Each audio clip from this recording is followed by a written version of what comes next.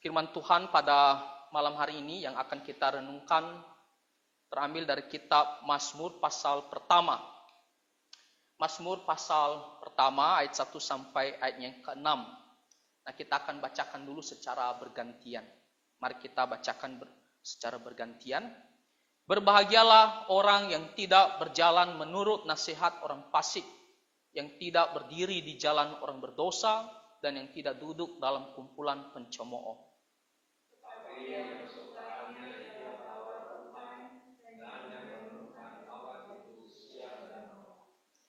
Ia seperti pohon yang ditanam di tepi aliran air, yang menghasilkan buahnya pada musimnya, dan yang tidak layu daunnya, apa saja yang diperbuatnya berhasil.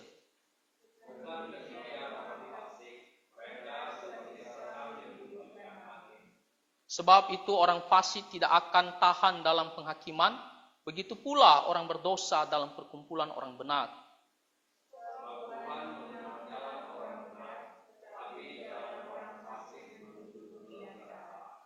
Kita berdoa, mari kita bersatu di dalam doa. Bapa Surgawi, kami mau mendengarkan firman-Mu. Kiranya Roh Kudus-Mu mengajari kami, menolong kami. Sungguh-sungguh kami menerima dan mau patuh firman Tuhan, supaya kami bisa bertumbuh di dalam mengasihi Tuhan. Dengarkanlah doa kami, dalam nama Tuhan Yesus kami berdoa. Amin.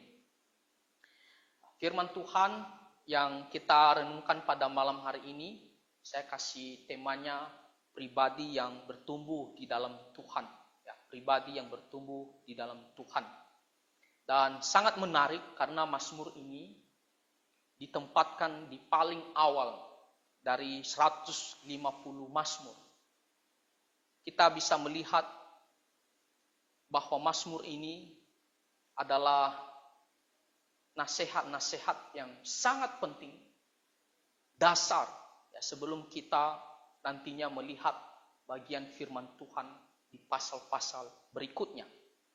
Di sini kita bisa melihat bagaimana si pemazmur memberikan kita dua jalan yang berbeda.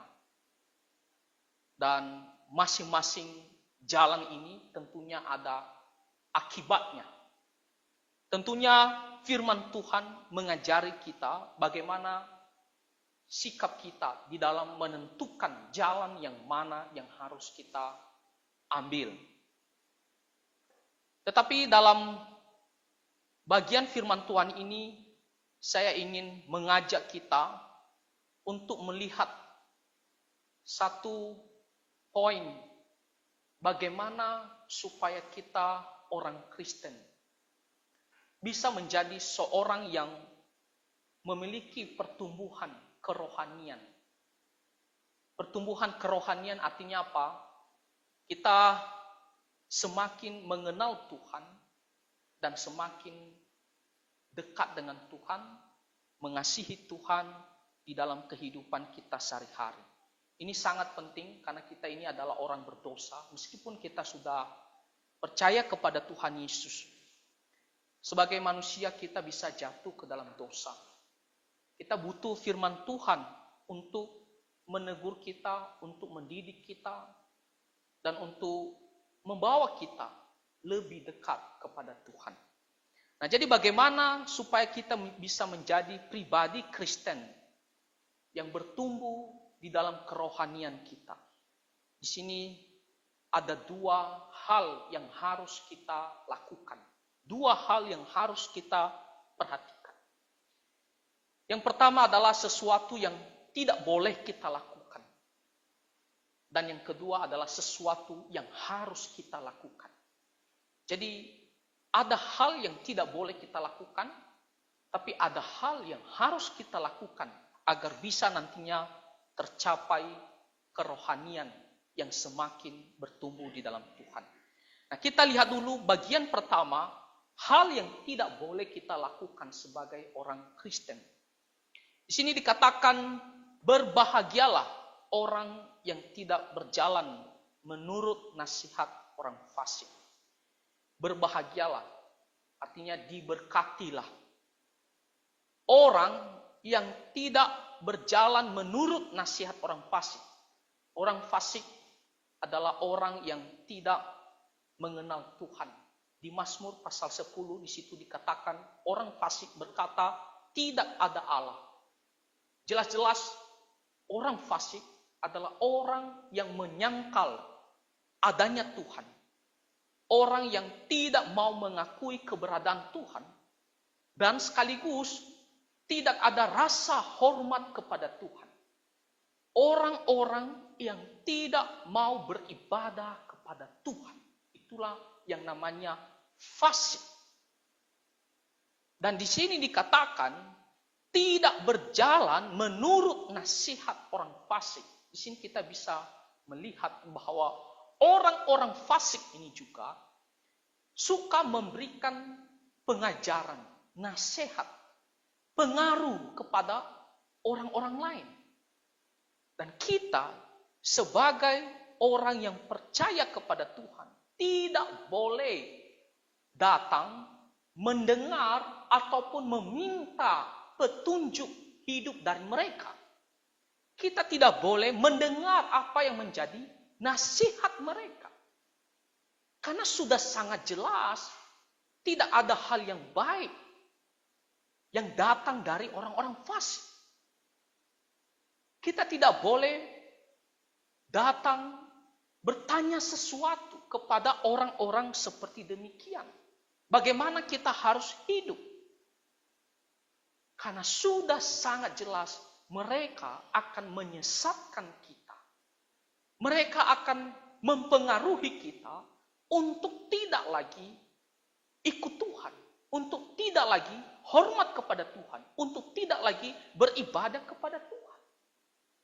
Jadi tidak berjalan, pertama-tama tidak boleh datang atau pergi meminta nasihat petunjuk daripada mereka. Dan tidak boleh mengikuti. Artinya apa? Melakukannya, patuh. Makanya dikatakan di sini berjalan. Sesuai dengan apa yang mereka nasihati, sesuai apa yang mereka ajarkan. Tidak boleh kita hidup di dalamnya. Karena apa yang mereka pikirkan, apa yang mereka inginkan sesungguhnya adalah untuk menentang Tuhan Allah. Mereka berani mengatakan tidak ada Tuhan, itu berarti tidak hanya menyangkal keberadaannya, tetapi juga mereka berani tidak ada hormatnya kepada Tuhan.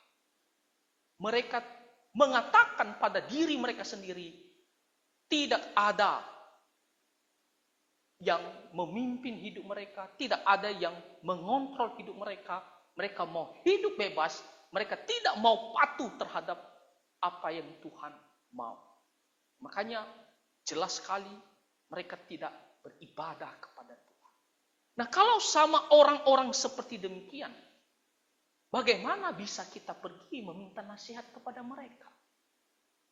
Contoh, ada orang yang jelas-jelas ateis. Dia tidak percaya kepada Tuhan. Atau seseorang yang tidak mau beribadah kepada Tuhan. Bolehkah kita datang merasa bahwa nasihatnya itu adalah hal yang benar, hal yang tepat? Lalu kita mau simpan di hati kita mau patuh, kita mau hidup di dalamnya? Jawabannya tidak boleh. Karena jelas-jelas mereka menentang Tuhan Allah.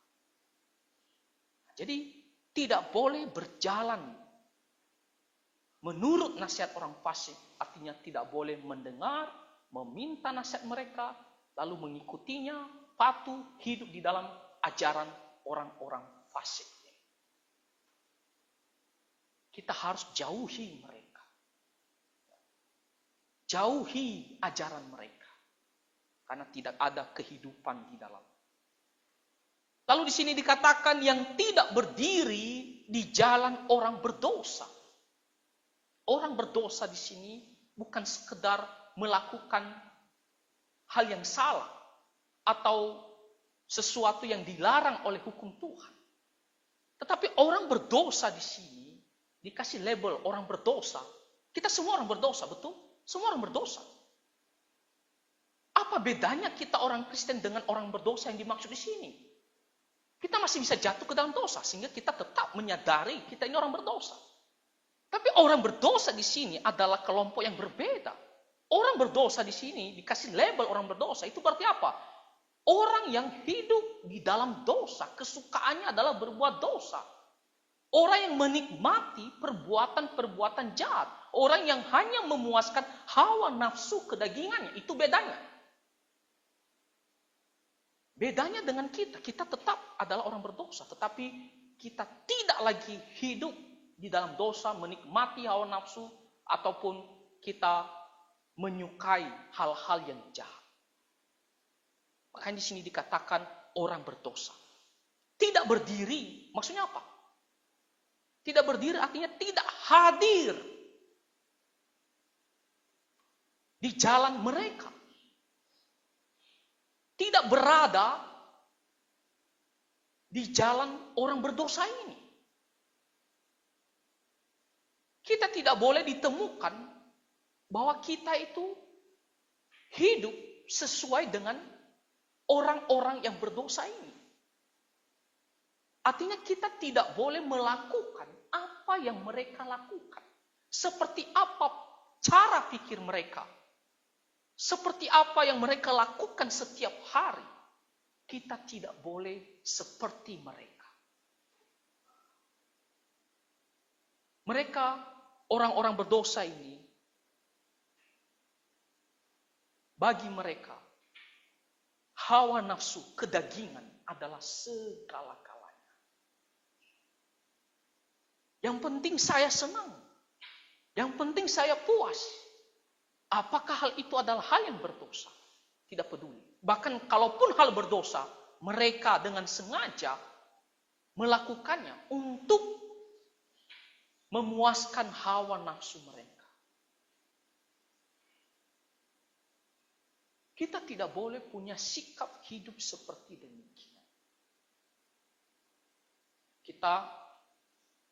Saya katakan tadi orang Kristen, kita bisa jatuh ke dalam dosa.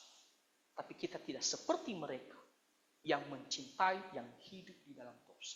Bahkan tidak merasa jijik terhadap dosa. Tidak lagi benci terhadap dosa itu. Bagi mereka, dosa adalah gaya hidup mereka sehari-hari. Gaya hidup mereka sehari-hari. Itu adalah hal yang wajar. Kadang-kadang dulu ada seorang ajak minum minuman alkohol. Ayo kita minum minuman keras. Nggak maulah. Ya itu hal biasa kok. Minum minuman alkohol. Main judi. Itu hal biasa. Tak usah terlalu terlalu sensitif. Itu adalah hal biasa saja. Ya. Dan berpikir seolah-olah di situ tidak ada masalah. Suatu kenikmatan untuk melakukan. Kita tidak boleh seperti demikian. Itu yang harus kita jauhi. Cara pikir mereka. Cara mereka bertindak setiap harinya. Tidak boleh kita seperti orang-orang yang hidup di dalam dosa ini. Atau yang mencintai dosa. Lalu dikatakan di sini. Dan yang tidak duduk dalam kumpulan pencomooh. Pencomooh artinya orang-orang yang menghina, bukan menghina sesama, tapi menghina nama Tuhan Allah dan segala kebenarannya, segala kekudusannya. Wah, ini seperti menghujat. Jadi, mereka berani membuka mulut mereka untuk menentang, menghina, mengucapkan hal-hal yang merendahkan Tuhan Allah kita. Dan segala hal yang berurusan dengan firman-Nya, kebenarannya, kekudusan. Berani mengejek. Dikatakan di sini, yang tidak duduk dalam kumpulan pencemooh. Duduk artinya apa? Kita beristirahat di situ, kita bersantai di situ. Ketika kita duduk dalam satu perkumpulan, artinya apa? Kita sedang santai. Kita sedang ngobrol asik. Menikmati perkumpulan itu. Nah, di sini dikatakan tidak boleh duduk dalam kumpulan pencemooh. Artinya apa? Kita tidak boleh tinggal di situ dan menikmati perkumpulan orang-orang yang menghina Tuhan Allah. Orang-orang yang berani menentang Tuhan Allah dengan mulut mereka. Kita tidak boleh bergaul, bersahabat dengan mereka. Itu adalah perkumpulan yang Tuhan sangat-sangat benci. Kalau kita pergi ke persekutuan, pergi beribadah, itu adalah perkumpulan yang Tuhan senang, yang Tuhan mau. Tetapi ketika kita berada dalam perkumpulan orang-orang yang berani menghina Tuhan, mengejek Tuhan, bolehkah kita juga berada di dalam perkumpulan itu, bergaul dengan mereka? Santai, seolah-olah bahwa apa yang mereka lakukan itu tidak ada masalah kok. Kita tidak merasa ada sesuatu yang salah, yang tidak bisa kita terima. Kalau kita tinggal bersama-sama dengan mereka, santai dalam perkumpulan mereka, maka itu berarti kita seolah-olah mendukung apa yang mereka lakukan. Dan kita pun bisa dipengaruhi oleh mereka. Jangan salah memilih perkumpulan, tempat kita berkumpul. Ingat selalu kata firman Tuhan. Pergaulan yang buruk merusak kebiasaan yang baik. Kalau kita selalu hadir dalam perkumpulan anak-anak Tuhan beribadah persekutuan, kita pun akan semakin baik di dalam kerohanian kita. Tapi kalau kita berkumpul dengan orang-orang yang tidak ada rasa takutnya sama Tuhan, kita pun bisa pelan-pelan akan dipengaruhi oleh mereka. Mungkin dalam keadaan kita baik-baik saja, kita mungkin merasa imannya kuat. Tapi ketika kita dalam kesulitan, kita akan dilemahkan di situ, diperdaya di situ, untuk berani juga ikut seperti mereka menghina Tuhan, mengejek Tuhan, merendahkan Tuhan. Ada banyak orang yang menghina Tuhan Yesus Kristus. Ada berapa orang yang menghina ya firman Tuhan. Ada banyak orang yang menghina beribadah kepada Tuhan. Mengejek, ketawa lagi. Bersuka cita. Nah, ketika kita sudah tahu perkumpulan seperti demikian, jangan kita datang ke tengah-tengah mereka. Tinggal bersama dengan mereka, bersantai dengan mereka. Karena itu berarti kita mengambil bagian dari sikap hidup mereka, seperti mendukung mereka soal tidak ada masalah, sedangkan kita anak Tuhan. Ya. Dan kita juga bisa dipengaruhi. Di dunia ini tentunya ada banyak sekali godaan. Ada banyak orang yang kita temui. Ada perkumpulan-perkumpulan tertentu, ada orang-orang tertentu yang seperti dikatakan firman Tuhan ini, orang fasik, orang berdosa, pencemooh. Kita harus jauhi mereka. Makanya di sini dikatakan yang tidak. Artinya apa? Yang menolak, yang tidak mengikuti, tidak menuruti, kontras. Menolak untuk hidup seperti orang fasik, orang berdosa, dan juga pencemooh. Nah, ini adalah sikap yang pertama bagaimana supaya kita bisa bertumbuh di dalam Tuhan. Kalau kita berada di jalan orang-orang tadi atau hidup seperti orang-orang tadi, bagaimana kita bisa bertumbuh dengan baik? Jangan harap kerohanian kita bisa bertumbuh dengan baik, tidak akan bisa. Kalau pergaulan kita kepada orang fasik, kalau pergaulan kita dengan orang-orang berdosa, mengikuti apa yang mereka lakukan. Kalau kita bergaul dengan orang-orang yang pencemooh, jangan harap kita bisa bertumbuh di dalam mengasihi Tuhan, di dalam kerohanian. Jadi kita harus jauhi, supaya kita tidak dipengaruhi. Jauhi hal itu.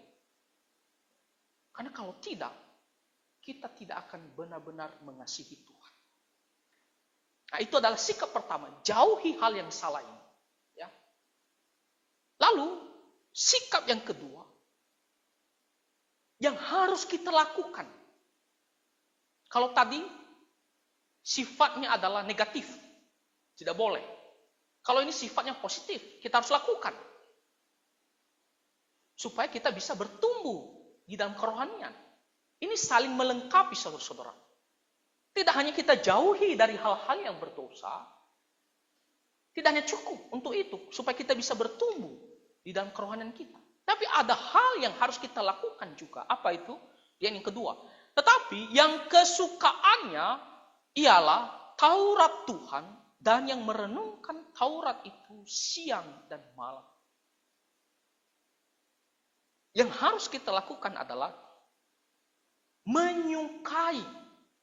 Kalau tadi menjauhi, membenci, menolak. Kalau ini menyukai.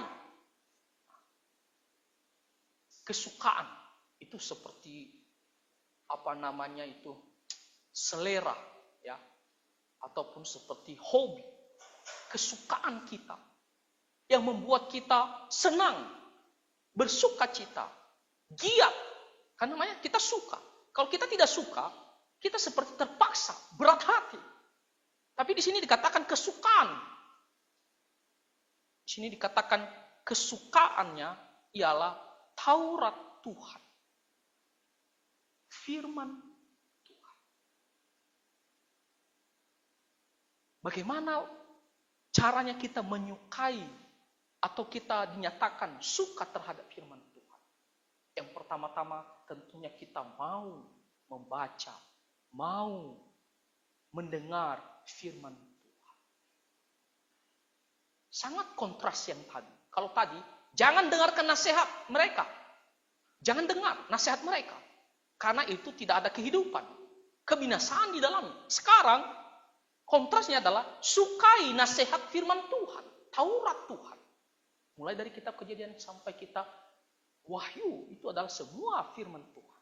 100% adalah firman Tuhan. Didikan yang benar, tepat, murni. Dan memberikan kita kehidupan, keselamatan.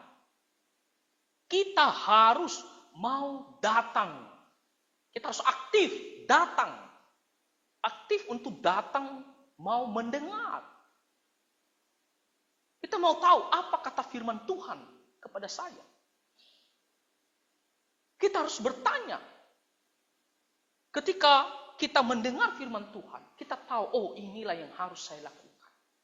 Inilah yang harus saya lakukan. Jadi kita yang aktif membangun diri kita ini untuk giat mau datang mendengar firman Tuhan. Mau datang membaca firman Tuhan. Mau datang belajar firman Tuhan.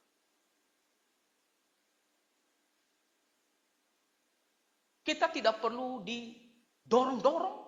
Kita tidak perlu dipaksa. Karena sudah menjadi kesukaan kita. Contohnya saya. Saya suka makan bakso. Jadi kalau pergi kemana-mana, bahkan ke komisi pria, saya hampir selalu pesannya mie bakso. Tidak perlu dipaksa-paksa makan mie bakso ya, atau ini pilih mie bakso. Ya, karena kesukaan saya adalah mie bakso. Bahkan sekalipun ada ayam bakar di situ atau pilihan lain, saya tetap pilih mie bakso. Karena memang dulu saya kesukaannya itu. Nah, saya harap kita juga seperti demikian. Kita semua, saya dan saudara-saudara, kita belajar bersama-sama. Kita harus menyukai firman Tuhan itu. Kita harus dorong diri kita. Ketika kita mengatakan menyukai firman Tuhan, kita yang aktif. Tidak perlu disodor-sodorkan bagi kita. Kita yang mencari. Ya seperti kita datang ibadah. tak perlu kita didorong untuk datang ibadah. Karena kita tahu ada sesuatu yang kita sukai di sana, adalah firman Tuhan. Persekutuan, kita tidak perlu didorong. Kita cari, bahkan kita pergi baca, kita pergi pelajari, kita dengar. Kenapa? Karena nasihat firman Tuhan, ajaran firman Tuhan adalah tempat yang terbaik bagi kita. Makanya di sini dikatakan kesukaannya ialah Taurat Tuhan. Dan tidak hanya menyukainya, mencari dia, mendengar, mempelajarinya, tapi kita terus memikir-mikirkan firman Tuhan itu. Artinya apa? Firman Tuhan itu ya benar-benar kita masukkan ke dalam pikiran kita dan hati pikiran kita terfokus terus terhadap firman Tuhan ini. Sehingga kita terus memikirkannya. Jadi tidak hanya lewat saja, tapi benar-benar dia tertanam, berbekas di dalam hati pikiran kita. Sama seperti kalau kita ketemu sama seseorang, orang baru. Lalu mungkin pertama kali ya kita lewat begitu saja. Tapi kalau kita terkesan sama orang baru itu, setelah setelah itu kita pikir-pikir siapa ya orang itu ya? Kita tanya siapa ya? Jadi begitu juga firman Tuhan. Ketika kita sudah mendengar, kita sudah pelajari, kita harus renungkan, pikirkan. Apa maksud daripada firman Tuhan itu? Bagaimana saya menerapkannya? Ya, kita terus memikirkannya. Dan ketika kita mempertimbangkannya terus-menerus, itu berarti apa? Kita tidak melupakannya, kita terus ya menjadikannya sebagai pedoman di dalam hidup kita. Karena kalau kita sudah tidak pikirkan, ya, kalau kita sudah tidak pikirkan, itu berarti apa? Kita akan lupakan. Tapi ketika kita merenungkan, selalu ingat. Bahkan ketika kita berjalan, duduk, tidur, kita selalu ingat. Sehingga apa? Sehingga tidak gampang membuat kita jauh daripada Tuhan. Karena firman Tuhan itu terbayang-bayang terus. Tapi kalau kita lewat begitu saja, tidak lagi mengingatnya, tidak lagi mempertimbangkannya, tidak lagi merenungkannya, ya kita akan gampang melupakannya. Dikatakan merenungkan Taurat itu siang dan malam, itu berarti tidak hanya kita renungkan 1 hari, 2 hari, 3 hari, atau 1 minggu. Tapi sepanjang hidup kita terus ingat firman Tuhan itu. Terus kita renungkan. Dan tentunya kita lakukan. Sepanjang hidup kita. Makanya di sini dikatakan siang dan malam. Bukan berarti sepanjang 1 hari itu saja yang kita pikirkan firman Tuhan. Kita nggak usah pikirkan hal yang lain, keluarga, kerja, dan lain-lain. Tapi kita selalu mengingatnya. Supaya kita bisa patuh. Apakah kita memiliki sikap kemauan seperti kata firman Tuhan ini? Kesukaan kita yang kita renungkan adalah firman Tuhan. Kita semuanya belajar, ya, baik saya dan Bapak Ibu sekalian. Inilah cara kita agar kita bisa semakin dekat dengan Tuhan. Kita punya kerinduan lebih dekat dengan Tuhan. Itu berarti kita tidak boleh jauh daripada firman Tuhan. Kita juga harus mencintai firman Tuhan. Kalau kita melakukan 2 hal ini, dikatakan yang ketiga, orang yang seperti itu, ia seperti pohon yang ditanam di tepi aliran air. Pohon yang ditanam di tepi aliran air, maksudnya apa? Maksudnya adalah subur, tumbuh dengan baik. Karena di tempat yang ada airnya. Beda dengan pohon ditanam di tanah tandus, kering. Nah, kita bisa melihat ya pertumbuhannya pun lambat sekali. Ya. Tapi kalau pohon di tanah yang berbasa-basa atau ada air, itu cepat sekali. Ya. Dikatakan di sini yang menghasilkan buahnya pada musimnya. Ketika waktunya dia berbuah, musimnya tidak delay gitu, tidak ditunda gitu. Ada pohon tertentu harusnya musim ini dia berbuah, bulan ini, tapi belum berbuah. Artinya apa? Pohon itu ada masalah.